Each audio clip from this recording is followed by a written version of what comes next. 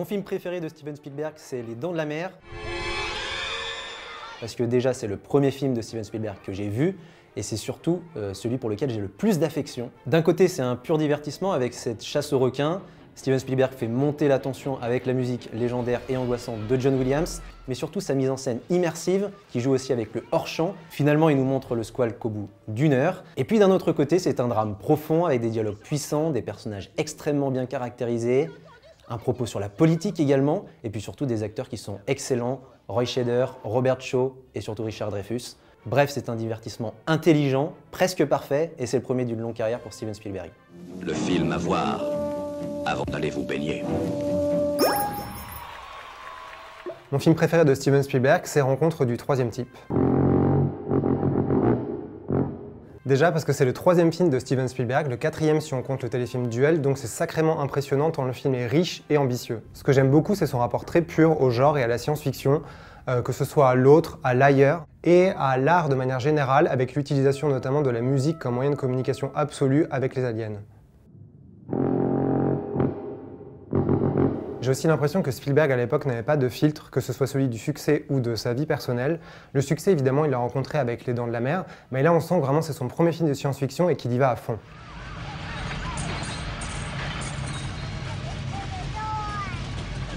Et évidemment, la fin sublime du film où le héros décide de quitter la Terre, laisser sa famille et partir avec les aliens, c'est une fin que Spielberg a dit qu'il ne referait pas aujourd'hui et c'est bien dommage, tant c'est elle qui donne cette valeur si particulière au film. C'est une profession de foi, parce qu'on sent que Spielberg il a une foi aveugle, absolue, inconditionnelle en son sujet, en son art, et c'est pour ça qu'en Rencontre du troisième type, c'est fabuleux.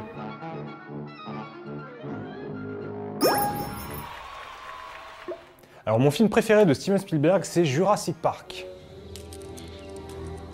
Alors pour moi, c'est pas forcément le meilleur film de Spielberg, ça serait plus Rencontre du troisième type, mais c'est mon préféré, parce que je l'ai vu au cinéma à l'époque de sa sortie, en 93, quand j'avais 14 ans. Et ce qu'il faut bien comprendre, c'est qu'au début des années 90, on n'avait pas internet, la bande-annonce ne nous montrait quasiment rien des effets spéciaux, on savait pas du tout ce qui allait se passer, donc la surprise était totale.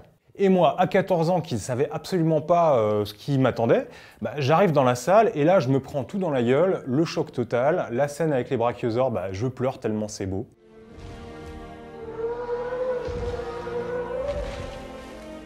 Ce film n'est pas forcément un des meilleurs Spielberg juste pour ça, c'est aussi un gros tour de force technique. Déjà, il y a les effets spéciaux qui sont absolument fantastiques et qui n'ont pas trop vieilli, mais en plus de ça, on a une mise en scène incroyable de la part de Spielberg qui utilise parfaitement bien le format 1,85, histoire de donner vraiment l'impression de gigantisme et le côté imposant aux dinosaures. Et en plus, c'est un des meilleurs films de Spielberg qui raconte vraiment sa thématique principale qui est l'enfance, avec d'un côté le côté merveilleux avec les gentils dinosaures, et de l'autre côté tout l'aspect un peu noir, un peu inquiétant, avec les dinosaures très méchants. Donc Jurassic Park, c'est génial, ça vieillit pas, et comme on disait à l'époque, c'est tellement bien fait qu'on n'arrive pas à faire la différence entre les vrais et les faux dinosaures.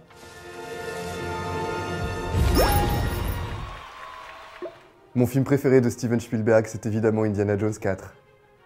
Non, je déconne, c'est Duel.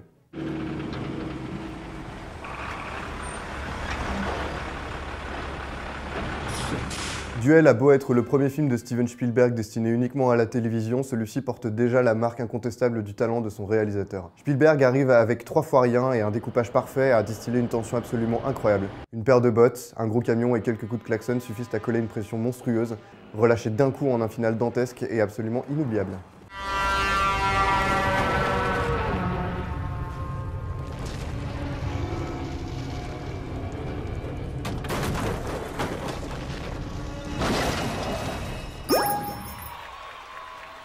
Mon Steven Spielberg préféré, c'est Indiana Jones et le Temple maudit.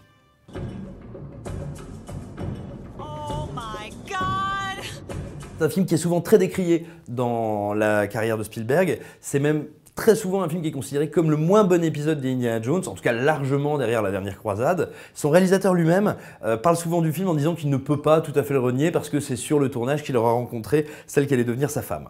Eh ben moi je suis pas d'accord du tout.